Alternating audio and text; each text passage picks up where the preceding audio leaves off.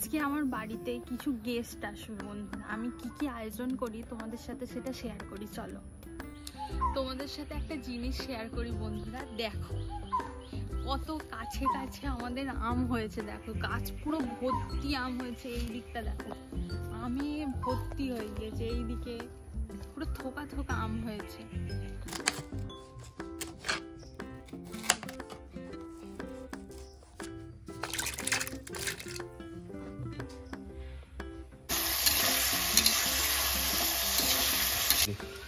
আজকে আমি কি রান্না করছি বলো তো বন্ধুরা? ফ্রাইড রাইস করবো আর হচ্ছে চিলি চিকেন করবো।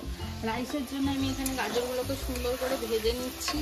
এখানে বিনস আমি কেটে জলে দিয়ে রেখে দিয়েছি ধোবো বলে। এখানে ক্যাপসিকাম, এখানে পেঁয়াজ, কাঁচা লঙ্কা সব কেটে নিয়েছি। এখানে কাজু কিশমিশ আছে।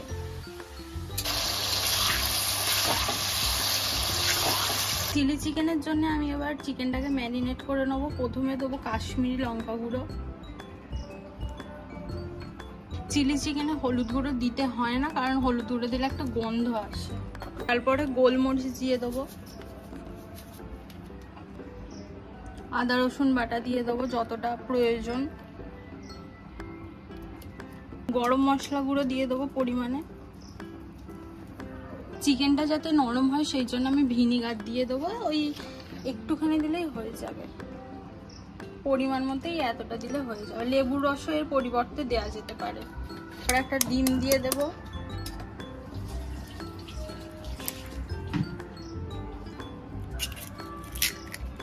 কর্নফ্লাওয়ারটাকে পরিমাণ মতো দিয়ে এটাকে ভালো করে এবার মাখিয়ে নেব।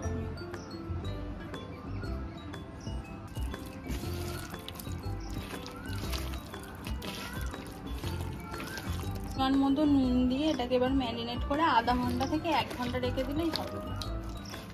চিকেনের জন্য আমি সসটা বানিয়ে নেবো। তার জন্য প্রথমে আমি টমেটো সস দিয়ে দেবো বেশি করে, তারপরে অল্প করে সয়া সস দিয়ে দেবেন, কারণ সয়া সস বেশি দিলে তিতকুটি লাগে। তারপরে একটা জায়গায় অল্প করে কর্নফ্লাওয়ার নেব, তো জল দিয়ে একটা ব্যাটার মতো করে নেবো যাতে চিলি চিকেনটা গ্রেভি গ্রেভি মতো। রাইসের চালটা আমার রান্না করা হয়ে গেছে। এবার আমি একটা জায়গায় এটাকে ছেঁকে নিচ্ছি। অল্প করে আমি ঘি দিয়ে দিলাম। আর এই ঘিয়ের জায়গাটা কি কিউট না? এটা কি করে হয়েছে এত সুন্দর? এটা ফ্যানে দিয়েছিলাম, এরকম হয়ে গেছে।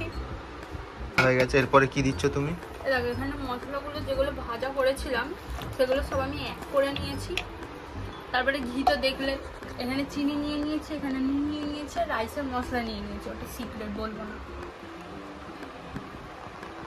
ভাতটা পরিমাণ মতো চিনি। এটা কি আবার ঘি দিচ্ছ? হ্যাঁ আবার একটু ঘি দিচ্ছি। এটা কি দিলে? এইটা হচ্ছে আমার সিক্রেট মশলা, যার যদি দরকার লাগে আমাকে বলবে, আমি বলে দেব। ওইটা কাউকে বলবে না তুমি, তাই তোমার সিক্রেট। তারপরে এই মশলাটা দিয়ে দিলাম, গাজর, বরবটি, কড়াই, ক্যাপসিকাম সবকিছু দিয়ে একটা লেয়ার কমপ্লিট হলো। এবার আবার চিলি চিকেনের জন্য যে চিকেনটা আমি ম্যারিনেট করে রেখেছিলাম, এবার ওইটাকে আমি তেলে ভেজে নেবো একটা একটা করে। সবকটা এইভাবে ভেজে নিতে হবে একটা একটা করে।